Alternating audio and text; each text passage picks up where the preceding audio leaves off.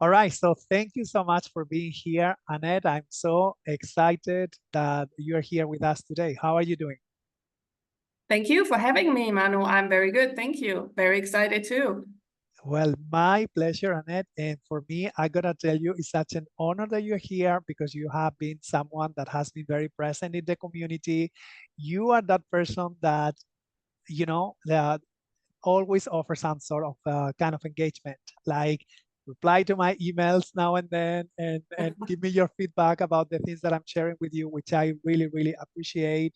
Come to some of my webinars, took my course Niche and Shine. It's like, I really appreciate that you are really invested into the community. And when I also know that you run retreats, and I would love you to let us know a little bit more about that. But when we connected and you tell me, Manu, I was asking you like if you could share something about your retreat experience, and you sent me a bunch of topics that you could talk about. I was like, this is perfect, Annette. I want you to come here. So first of all, to start with, let us know for those who are listening the podcast or watching this video that is going to be on our YouTube channel. Let us know about you. What should we know about you, about Annette? Yeah, well, first thing, actually, everything is possible. I left Germany a while ago. I went to the US. I lived and worked there. I was in corporate marketing. I had a good career going, and paycheck was really good, so financially stable. And then, after a few years, Silicon Valley, it gets stressy, and husband also said, let's move back to Europe. So we went back to Europe. I ended up in Croatia. That's where he's from.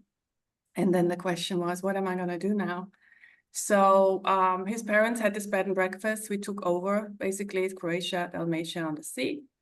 And then this idea formed that normally we have no problem filling the bed and breakfast in summer. July, August is automatically full. But what to do with the pre-season and after season? So I had yoga licenses. I had some teaching experience. I thought, let's bring these people in for a little yoga retreat on the beach. So first, I didn't dare to do it myself. I hired actually a yoga teacher for 2 years. So she ran it and she got sick. She had to break it off. The second week was like, what am I gonna do now? So I jumped in and she said, you can do it. Yeah, you can do it. And then I realized, yeah, I can do it. So then I started doing these things by myself. And actually, I really started with locals just to say that upfront. 5 people on the beach, that's it. And then I found an old place, and it looked like my dream was always a little yoga studio, and it was actually a 140 square meter hall, an old factory hall. Cleaned it up and then started giving courses. That was from yoga, Pilates, kickboxing, blah blah, everything. That went well. And on the side, I ran the yoga retreats. I actually was able to fill the house in the pre-season and in the after season. And everybody had laughed about me. Now, this was 15 years ago, right? There was not yoga all over the place like it is now. So I think I was one of the first here on the coast. But my dad family, oh my God, kid, you're leaving your career and da da da da da and no money and blah blah blah. Yeah, but a little less money, but here, there's the Happy. satisfaction. It was my passion and I followed it. And now my retreats are sold out, at least for next year. And it's only end of this year. So I think I'm doing okay. It's good. I love that. Well, first of all, Annette, I think you are doing amazing. I didn't mention this, but for anyone who doesn't know who you are, I'm gonna leave the links in the description of the podcast and the video. I would love people to follow your journey on Instagram because I really love your energy. You are like someone who really gets intense. You like to get intense with your workouts, with your practice. And I really, really love that because you set up an example of, I have this idea in my mind. I just want to do it and I go for it. And this is a perfect example also when you are share as you are sharing your journey about, coming, living the career, believing on your dream and coming and doing. I mean, for me, that it's a huge win. And yeah, I think it's great. Yeah, once you feel that and you have it and you want to do it, just go for it. Mm, I mean, I played safe right in the beginning. I mean, when I did the yoga teaching, I had always in the US my career on the side. mhm, And I'm not saying there are people who can live from it, but we have the bed and breakfast also as the mhm, back. So mhm. Okay. you got to So think well. so what I understand, Annette, is that now you are based in Croatia. You have this bed and breakfast in front of the sea that also makes the space for your retreats. Yes, it's a little bed and breakfast with 10 rooms. And we always had a big terrace on the roof. And then one day husband said, what do you want now? Swimming pool or yoga studio? Well, the answer was clear. Because I used to offer the yoga outside and the weather has been changing, I could not rely on the weather anymore. So having this yoga studio on the roof was actually my emergency back, Mhm. my emergency place to go. But now I'm using it more often and now I can see what I can do with it. So it's really well used. Which for those who are watching the video, is just the space you are in right now, which is like a very bright, beautiful space. Yeah. Now, Annette, as I mentioned before the interview, I'd like to dig in with you because when we had this conversation, you and I emailing back and forward about the topics that we will be talking about today. And you share with me some points that have a lot to do with the retreat logistics, which is something I haven't spoken much about in the podcast.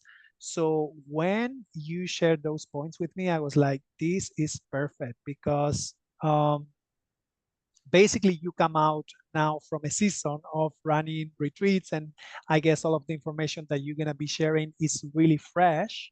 So I think it's going to be really helpful for the community, especially for those who are at maybe they plan to do a retreat but they feel like maybe they are not ready yet. I love how you say, I just did it, and sometimes Yeah. you just need to do it.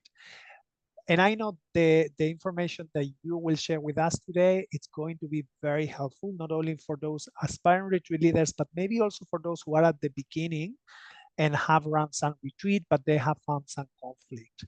So one of the things, and maybe we can dive into this a little bit more, one of the things you were sharing with me, the first thing was actually how to deal with participants who create this harmony in the group.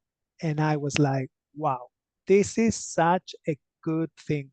This is such a good thing to start with because as we know, the retreat is so complex. There are so many layers. And let's say once you're there, one of the things it's happening, you have some difficult person. What do you do about it? Yeah. What do you do, right? What do you do? So I have to answer this. Yes, I love to hear. I love you to let us know what are your strategies because of course I know each person would deal in different ways. From your own experience as a retreat leader, I would love if you could share with us how was whatever you want to share that you think could be helpful for us. Yeah, well, first of all, you really have to try everything to not disturb the harmony that has been building from the beginning. First evening when they meet, you already know what's going on. And then I just can talk from my experience. I had this person who was coming many years and she liked it and she had a little challenge. She was a little challenged. You could tell, people who sign up for yoga retreats often have a reason why they want to come. They're looking for some healing or whatever it is they bear on their shoulders. And then I just realized it and she came again and again and the behavior was just not a good fit for the group. Maybe there were mental issues. Okay. I did not dare to take her aside and say, come, I need to talk with you, because I didn't know how stable she is. You don't want to create any whatever can happen. So I just noticed, I tried to accommodate her, and I told the others, you know what, I'll deal with it. So it's gonna be resolved. I felt sorry for her. After the retreat, I always said to my husband, that was it, never again. But she felt so good here. She even said, I feel home here. So she kept coming and coming, right? So what do? It was really a dilemma. And then one day she said something, and I just lost it. I didn't lose it in front of the group, but I went inside and I thought, that's it. So I was offended. There was something wrong with the breakfast, and there's nothing wrong with the breakfast. It was simply too much. Mm. And then I didn't take her anymore. I had actually also somebody saying, if this person is coming again, we two people, we will not sign up again, because they also, I have many people who come back. And that was a sign, I have to do something.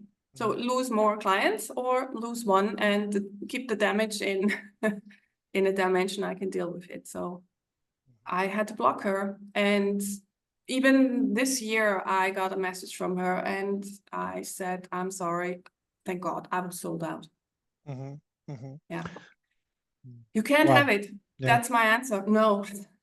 Yes, yes, no, and this is such a great point, Annette. And I am, well, first of all, I am super grateful that you open up with this, sharing this experience, because sometimes we tend to share the beautiful and all of the things, beautiful things that are happening, but actually these are real things that happen during the retreats. You can have that difficult person, it's not easy to deal with, and you say something that I would agree there 100%, and this is that when you know that a person is not going to be a good fit, it's better to say no.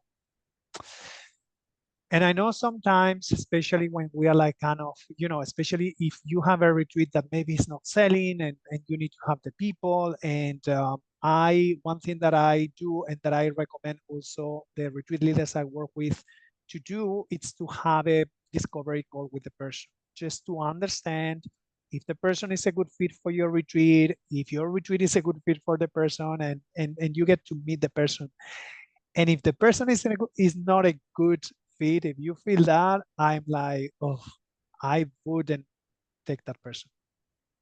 I think sometimes you even can see it in the emails that come. One person signs up, has 2 questions, 3, 4 more emails, but some person sends 50 emails. That's already a red flag for me. Yeah. But what you're saying, a discovery call, I like that. Yeah.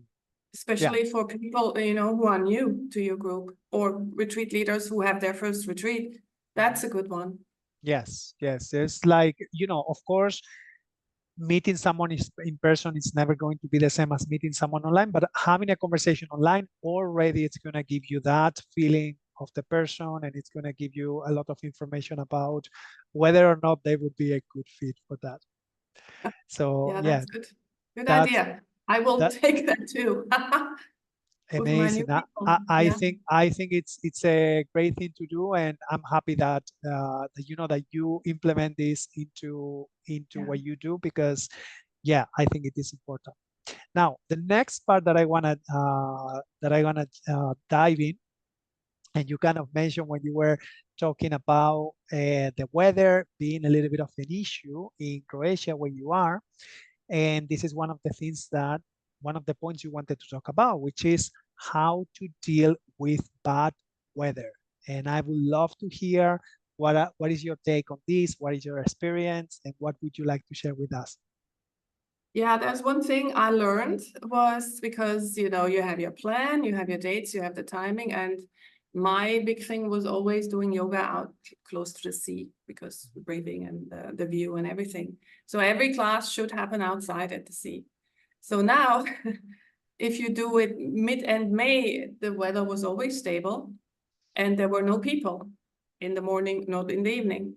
Croatia got very popular. So now at my spot, which is quite attractive, there are people in the evening. So that's one thing I had to solve. But the other thing was 2 years ago, the weather in May was just horrible. So the people come, they expect good weather. First thing, I could not even roll out the mats. There was so much wind. So what do you do first? First class, Sunday morning, right? Okay, I changed it to a yoga hike. So that's something you can do. There's so many yoga positions you can do standing. You can do a lot of breathing. So that day was really, really solved. That's something I recommend to everybody. Just have them take their little rucksack and off you go. You can do stuff with the ropes and whatever. Second thing, then in the evening, because this place was getting quite popular, I had planned my evening classes are mostly inside now because I cannot go outside anymore. There are always people laying in the sun and blocking my spot because it's a public space. And the other thing, yeah, and then of course the mood goes down automatically. People from Germany, Austria, they expect the blue sky, right? And it was gray and wind and rain. So I had a studio, we could go inside, so that was solved, but what to do after the classes till the next class? So that could be an issue. You have to be a little creative. You have to come up. I throw in extra classes. That's what I do. Some other activities like the beats, the you know, Oh, what's it called? creating Creating beats, mala something. beats. Yeah. Mala, something like that. You have to have a plan B, what you do. I was lucky. Yes. I had a Zumba license. I threw in these Zumba classes in the afternoon. Hee, ha, ha, ha, good music. So bad weather was gone. Got to do it. And we Right. are not a hotel where you have the wellness offer, you know, it's very individual. Morning yoga, evening something, or yoga in the middle, a little holiday. That's why I sell my stuff as a yoga holiday now. Right. And so what do you think make this your destination so popular? Was that the Game of Thrones thing, like people traveling? Yeah, was that the thing you think? It's Dubrovnik. You can't go to Dubrovnik anymore because of Games of Thrones. Oh, But wow. in general, Croatia is safe. It used to be cheap, getting up there, and it's reachable via car, and probably really the safety. It's you can walk at 2 o'clock in the night. It's a low criminal rate, low crime rate. Yeah, and Croatia was always a destination for the Germans. That's for sure. And now also other countries, Italians coming over in August. So it is a popular destination. We are between Split and Dubrovnik, so right there. Yeah, it's interesting, you know, because yeah, if you think about that, like a few years ago, like no one heard about Croatia, you know, that was the place, and now it's becoming a hot place for as a retreat destination. You know, when I'm in the kind of the retreat forums and people are asking for, you know, what is the venue in Croatia, or I'm planning a retreat in Croatia. And I was like, wow, I was curious. I was like, you know, maybe this has to do with the fact of Game of Thrones, you know, being there and people getting curious about that. Anyway, thank you so much for sharing all of those tips about the weather. Annette, I agree with you. When there are not, it's a different thing, like when you go to a hotel and they may have wellness offerings or some other activities and stuff, it becomes a little bit more easy. But when they don't have those possibilities, it's good to have, as you say, a backup plan and things to do for people to kind of, you know, entertain themselves doing something. Yeah, and sometimes you have somebody in the group who can offer something. I mean, that was also a good experience. I had a Pilates teacher in my group. I said, okay, how about? Yeah. And the people want to. That's my a, experience. that's so smart. That's so smart because it means you don't have to do anything. If there is and so, sometimes people are happy to do that, as you say. They're gonna be willing to do so. Yes, think about yourself. I would do that. If I was asked once in Germany, the teacher was gone, didn't show up. And the people, they knew I was first row, right? First row student. They said, why don't you do it? I said, okay. Absolutely. I feel so like if I'm on a retreat and, you know, because when you're on a retreat, you're like kind of on holiday. So it's like, you know, if someone asks you to do anything, of course, you're going to be like, yes. Different thing is when you are leading the retreat, because you already have so many things in your head and you want the best experience for your guests and everything. If you have to teach an extra class, sometimes it might feel a burden. But if you are on the other side, if you are like one of the guests and you are enjoying yourself and you have the possibility to teach, why not? Of course. Yeah, yeah. Talking about group and the energy of the group and all of that. Let's move on to the next point that you shared with me. That was how to deal with group building, which I think this is such a great point. Let us know what's your experience with group building. What are those tips that you would recommend and the things that work for you? Yeah, in the beginning, I was also very focused on first evening. I start with a welcome dinner and I see how it goes. And I was always focused, oh, they have to get together and it has to feel good. I feel that. I feel energy, I feel vibes, I feel negativity. I know exactly what's going on. And then one year I had a group where I clearly saw on the first evening, okay, there's a left side and there's a right side. It was actually during COVID. I had a little group in COVID, and there were those who were against the whole vaccination thing, and there were those who were for it. And it was clearly a split in the Wow. middle. You cannot bring these groups together. That is It was wow. disaster. Oh my gosh. I'm so curious to hear about this. How do Yeah. you deal with All that? Because kinds it of was one of questions. the most, this was one of the most difficult times to have people together with different opinions. Like I know some friends over COVID, some people have lost friends and even family sometimes, like because of being on one side or the other side. And of course, we are not going to be here discussing, which Yeah. side or whatever. But I would love to hear how do you deal with that? Yeah, as I said in the beginning, I thought they have to come together. And now I'm not so picky about that anymore. And Mhm, it happens. If you're lucky, it happens on the first evening. The people they talk and they are together and you can feel it. They will be doing things together. My handstand group last year, they were doing everything together. It was just a great fit. Now I had a group in last May. There were 2 people, 3 people, 2 people, little groups. What can you do? It was still okay. There was the common thing, which was the breakfast and the yoga classes, and maybe some talks afterwards, and the evening activities, and sometimes dinner. But but then it was a little individual. So I'm now like, why not? You cannot force people together, and you have to respect that somebody comes to the holiday or to the retreat and wants to be alone most of the day and just focuses on the yoga classes, pulls out everything what he or she needs, mhm. and wants peace and quiet. I Yeah, love that. accept it and respect it. That's my thing now. I'm not forcing people anymore. Mm-mm.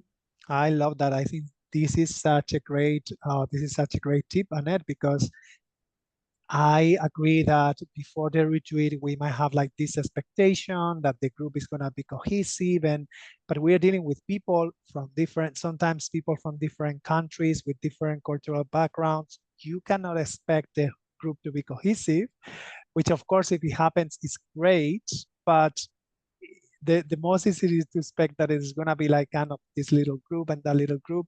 And also, as you mentioned, there's going to be that person who doesn't want to be doing the things with the group, but they're going to be perfectly fine to have the meals together, to do the activities, but then be on their own. And I think it's a great advice that you say to embrace that and to let it be just as it is. Yeah. Mm. All right. Let's see what's the other. I have another couple of points that we're going to be talking about today as the points that you share with me. There is the next one. We say, as a teacher and host, I need free time to recover and regain my energy. This, again, another really, really good point. How do you do that? I take time for myself. I take naps. Mhm. Yeah, there's a time in the Siesta, day I siesta. no phone, siesta, and I recover, and I'm full there in the evening, and I spread my energy. So that's my little trick. And I'm not always with the activities outside of what I offer. Mhm, I know some people expect that I hang around. I cannot. Mm. And maybe that's also because I'm in senior age. Maybe that's different with a 25-year-old. I know. I don't know, but I myself was at seminars or yoga, not a retreat, a seminar. You want to spend time with the teacher. You want to grab the teacher and talk a little bit. But if this was only 3 days, if you have 7 days, I cannot. I need Yeah. my time for myself in order to give everything.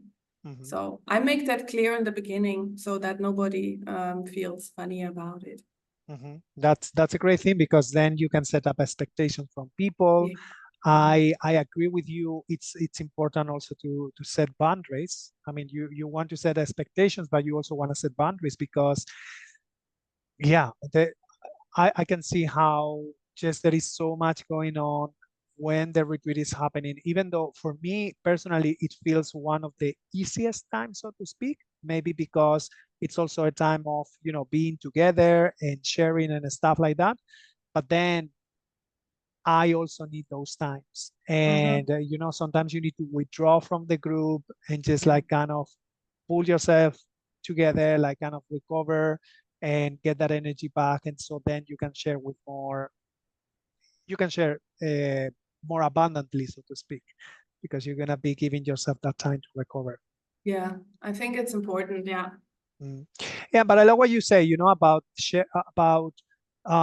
kind of setting expectations as well, setting expectations for people, because I also experience that sometimes when you go to a retreat and you go to with a particular person, and especially if you have been following the journey from that person and you want to be close to them and you want to share with them, of course, it's like I also understand as a retreat participant that they would want, or I would want to spend time with the teacher. So it's good also to find that balance between setting the boundaries, but as well setting up expectations so that people know what to expect. Yeah. And the last thing that I want to talk about, and this is the last point that you share with me, it's jealously, bickering, and negativity. How to deal with that? Wow, I thought I was like, oh, wow, this is interesting. Jealously. Tell us a little bit about what do you mean by that and how would you deal with that? I just had a case last year where there's many women, and unfortunately it happens in the women group, which is another subject. Um, why are they so nasty to each other sometimes? I try to show everybody the same attention, and I think I'm good at that. But somehow some people actually need extra more attention, which I do not give because everybody gets the same share in this group. And somehow somebody felt a little bit disregarded and even told somebody that I don't like her. And that hurts. So I Mm, had somebody who told me that this person said, I don't like her. She doesn't like me. And I didn't know where this came from, but I took it to my heart and I gave this person the rest of the day special attention. So I guess it was okay. I guess it's just people with different needs. mm, And maybe, you have people who need an extra, oh, this was really good, Natalia or Olga or whatever. mhm, I don't know. So sometimes I struggle with that myself. mhm, So thank God I had only one case last year. mhm. But you think about it. Yeah, yeah, it's something that can happen as well. Having that kind of energy in the group, someone being a little bit more needy and stuff like that. Needy is the word. Needy, yeah. Yeah, I noticed that, very often in my experience, what happened tends to be, of course, you can always have that difficult or needy person during the retreat, but often you can see that on the first day, especially for me, like the majority of the retreat that I have experienced. Actually, the retreats that I've led, all of them have been here in Thailand, and many people would come from elsewhere, the US, Europe, often from a long trip. And when they landed on the first day, you would see, that difficult person, they're going to snap very quickly on the first day. then things are gonna start to chill and relax. Hopefully, Yeah. they have that little bit more of attention during the first day. Things are fixed and blah blah blah. And then if everything goes well, this is one of the magic that I experienced with the retreats is that if everything goes well, you see the person in the last day, and it doesn't have anything to do with the person that you met on the first day. They are two completely different people. So true what you're saying. I'm glad to hear that you have that same experience. Yeah, yeah, yeah. And those are the ones who actually book again. Yes. Funny enough. Funny enough. Well, Annette, this has been awesome. I would like to thank you for your time and for coming here with us and sharing this, your own experience with the community. And for anyone who is listening, if they are listening to the podcast or watching this video, I would like you to share with us anything that you want to share. If they may want to come to one of your retreats, maybe, or if they want to connect with you, where should they look for you? I'm based in Croatia. The town is Makarska, and you can find me on the internet. You just type in Annette's Yoga or even yoga Urlaub, the German word for holiday. I'll pop up. I did my homework. So it's Amazing. www.annettesyoga.com. That's what it is. Perfect. I will Yeah. include the links to that in the Thank you. description of the podcast and the video so that people, if they want to connect and see the work that you do, they're gonna be able to access. Annette, anything else that you want to share before we finish? I think I'm good.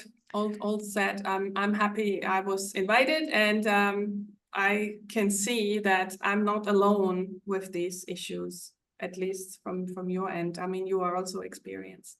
Yes, So I can see that, most of the things that we have been talking about, I'm also familiar with this. And mm, but I also like to talk with different people because we're all different. And as leaders, we also would have like kind of different approach to deal with things. So it's good always to hear from someone who does the yeah. things, some things the same, some things slightly different. So that's super good. Annette, thank you so much. I will be in touch with you, and I will share with you when this interview comes up, and let's stay in touch. Okay? Thanks for having me. My Thank you. pleasure. My Mhm. pleasure. Hello, my friend. Sawadee Krap from the land of smiles. This is one of my favorite countries in the world. It's like my second home. This is Thailand. And I would like to take this opportunity to invite you to spend some time together with me in my upcoming business bootcamp in Koh Samui, in an island, beautiful tropical island in the south of Thailand, in a wonderful place which is my spiritual cove called Samahita Retreat. This business bootcamp will happen in April 2025. So if you are watching this video before 2025, you still in time to sign up. We're gonna be talking about how to build and how to grow a heart-centered business. And we're gonna do this together with a community of heart-centered entrepreneurs in a wonderful place. Honestly, Samahita Koh Samui, it's a place close to my heart, and I can tell you it's one of the most transformative and beautiful places in the world.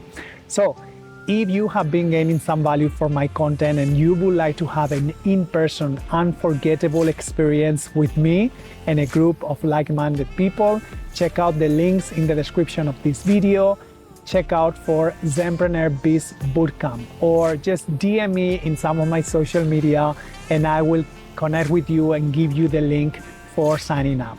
This is going to be epic. You don't want to miss it. And I really, really hope to see you there. Okay, my friend, that's all for today. Khop kun krap.